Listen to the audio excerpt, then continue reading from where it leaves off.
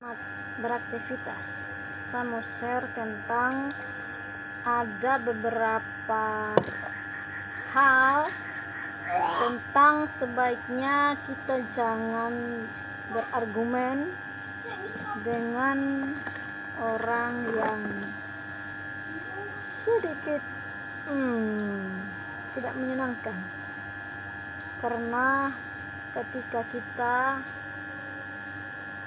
berhubungan atau berkonfrontasi dengan mereka, itu hanya membuat kita tambah sakit kepala, bahkan kita bisa kehilangan arah.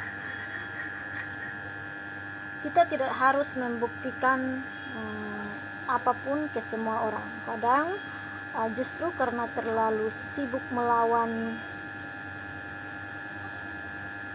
orang yang salah, kita bisa kehilangan fokus untuk bertumbuh. Dunia ini penuh dengan orang yang tidak butuh penjelasan kita, tetapi kadang mereka mau untuk melihat reaksi kita seperti apa. Karena semakin kita meladeni mereka, maka semakin kita memberi bahan bakar untuk seperti menertawakan kita balik.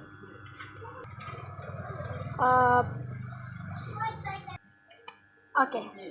Orang psikolog sosial menyebut ini adalah ego trap, yaitu jebakan emosional di mana kita berusaha menang atas orang yang sebenarnya tidak layak untuk diperjuangkan. Nah, kenyataannya orang yang benar-benar kuat bukan yang selalu menang debat. Nah, pegang itu. Tetapi yang tahu kapan harus berhenti. Karena apa? Energi mental kita itu terbatas. Dan jika kita buang untuk hal yang remeh seperti itu, kita tidak akan punya tenaga untuk hal yang besar. Maka, daripada kita memaksakan diri untuk menang, belajarlah mengenali siapa yang pantas untuk dihadapi dan siapa yang cukup untuk kita diamkan. Nah, ada 5 tipe yang sebaiknya jangan kita lawan, karena ketika kita berargumen dengan mereka hanya membuat kita semakin stres. Oke, yang pertama, orang yang selalu merasa diri paling benar. Nah, kalau orang tipe ini dia tidak butuh diskusi, tapi pengakuan. Kita bisa kasih dia fakta, data, bahkan harus bukti yang nyata. Tetapi memang hasilnya tetap sama. Mereka akan memutarbalikkan semuanya agar mereka tetap jadi pemenang. Melawan mereka sama saja dengan debat di labirin, tak putar. Kita tidak akan bisa keluar sebagai pemenang. Yang ada, kita hanya kelelahan, capek guys. Nah, jadi yang bagus, lebih baik kita biarkan mereka merasa benar.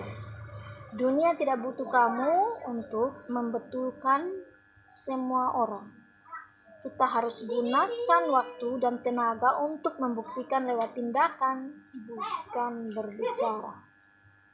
Nah, saat kita hasil berbicara, semua debat akan berhenti dengan sendirinya. Oke, hal yang kedua adalah tipe orang yang tak usah kita ajak untuk berargumen. Orang yang hidup dari drama, kayak drama Indonesia. Nah, orang-orang seperti ini, mereka bukan cari solusi, tetapi atensi. Setiap masalah dong jadikan panggung, setiap perbedaan dijadikan bahan sensasi. Kalau kita terlibat, kita akan terseret dalam pusaran energi yang negatif, yang tidak ada ujungnya. Nah, orang-orang ini, mereka akan suka sekali menikmati yang namanya kekacauan. Dan emosi kita akan menjadi bahan bakarnya. Jadi cara terbaik menghadapi orang tersebut bukan dengan emosi, tapi dengan batasan. Kita harus batasi respon kita, batasi waktu kita, dan batasi keterlibatan kita.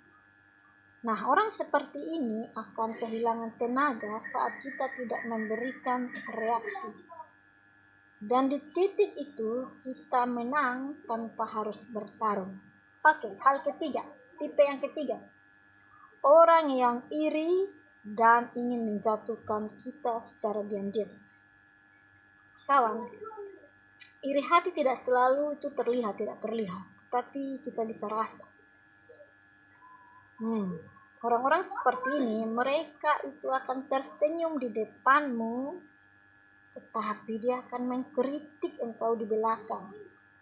Jika kau coba-coba untuk melawan dengan membuktikan bahwa kau lebih baik, kau sudah masuk dalam dongku permainan. Semakin kau bersinar, semakin mereka ingin kasih padamu. Oke. Caranya, kita harus hadapi dengan diam dan prestasi. Karena apa? Iri hati tidak bisa dikalahkan dengan argumen, hanya dengan hasil yang tidak bisa dibantah. Oke. Dalam singgasana kata, banyak pembaca belajar satu hal penting. Tidak semua orang pantas tahu seberapa keras kau berjuang. Cukup tunjukkan lewat hasil yang konsisten.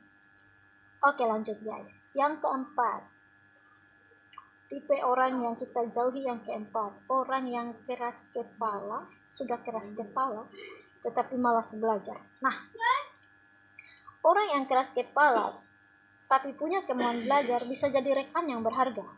Tetapi kalau yang keras kepala sekaligus pemalas belajar, itu bikin kau mengalami sumber stres.